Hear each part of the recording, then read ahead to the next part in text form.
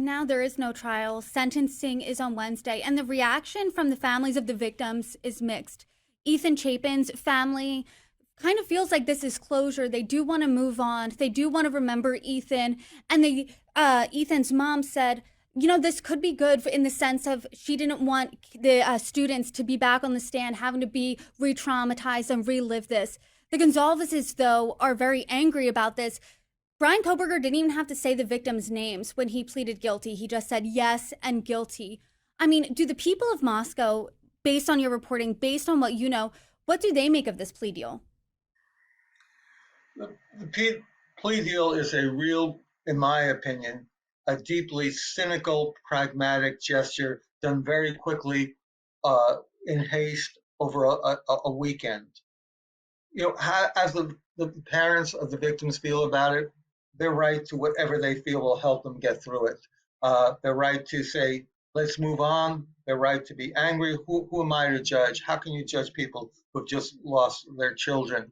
They are going to be victims too for the rest of their lives. They are serving life sentences. However, at the same time, I'm baffled by why the prosecution did not demand more from Kohberger, did not have him explain more. They had the right to have him explain things rather than just give these terse, indolent, yes, yes, I did it. Yes, yes. That's not enough. And also the taxpayers of Idaho, they've spent at this point over $4 million. They deserve some sort of answers for that $4 million that were spent. And instead, we're just left with mysteries. We still don't know the motive. We still don't know where the murder weapon is. We still don't know actually how he committed the crimes and got out of the house without leaving a blood trail. There's so much more we need to know, I think, for this to have any sense of closure, as if there could ever be closure. But I think it's just too hasty. It's just like bulldozing the house by the university authorities. Everyone wants to bulldoze this and move on as if people will forget, but they won't forget. I did want to talk about that money component because I'm a Forbes reporter, so money facts jump out to me. Millions were spent by the Idaho taxpayers on this case. Is there a sense that this money is wasted? Because even in your afterword, you write that the opposing legal teams squandered time and money in what amounts only to preliminary skirmishes.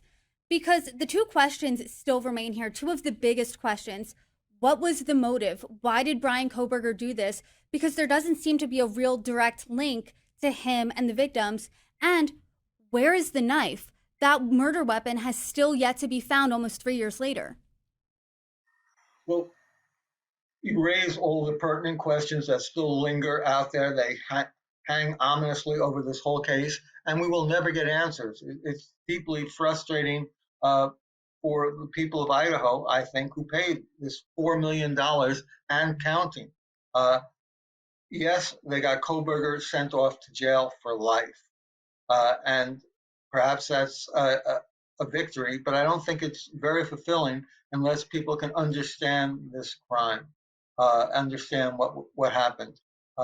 And we have no sense, really. I have my theories of what happened. I believe he targeted just one of the young women, Maddie Mogan, and I can go into that. But again, there's no sense of really deep understanding. How do we deal with this?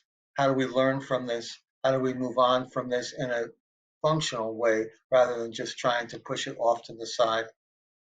And the Gonzalez family said they want more answers. They want to know what exactly happened to their daughter. They really want to know the why. And last year in our conversation, you said that you believed that there was the target, as you just mentioned now, Maddie Mogan, because he apparently went to that room first on the third floor. Can you talk to us about that? Have you learned anything in the past year that strengthens that theory? Well, interestingly enough, in the year since we've talked, it seems that the prosecution has reinforced everything I said back then. They too say that there was only one victim, that they said that at the plea hearing. But as I described that night in my book, Kohberger's car circles the house not once, not twice, but three times at approximately 4 a.m. Uh, he's not, I believe, staking out the house. He's trying to find the will to act. He keeps on trying to go away, and each time he's pulled back. If he'd been staking out the house, he would have noticed there were 4 cars parked in front. He would have seen the DoorDash delivery driver and realized someone was up. This was not the time to go in.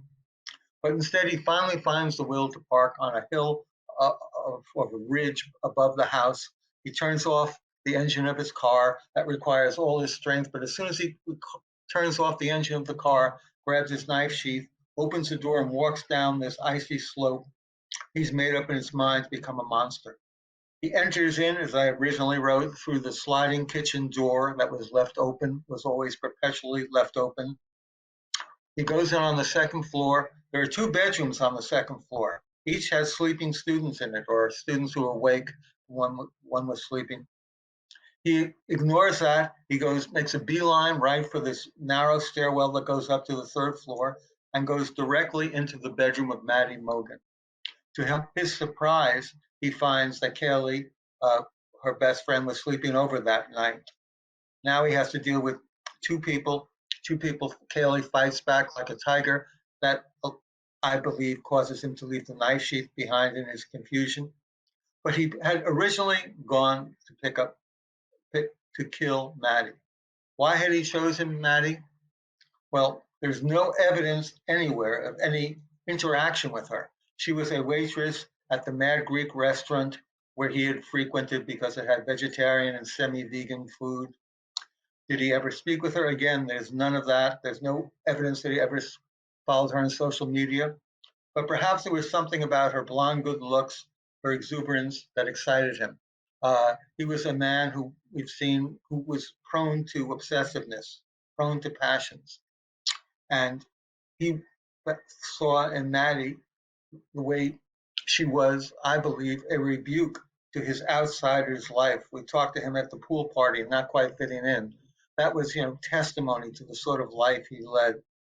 We've seen body cam footage from the Moscow police, and they're responding to noise complaints at the house. And you can see this house full of kids, music blaring, having a good time, drinking lots of cans of hard seltzers all over the lawn. And I could imagine, and I believe this, if we ever know the whole story, it'll be proven true.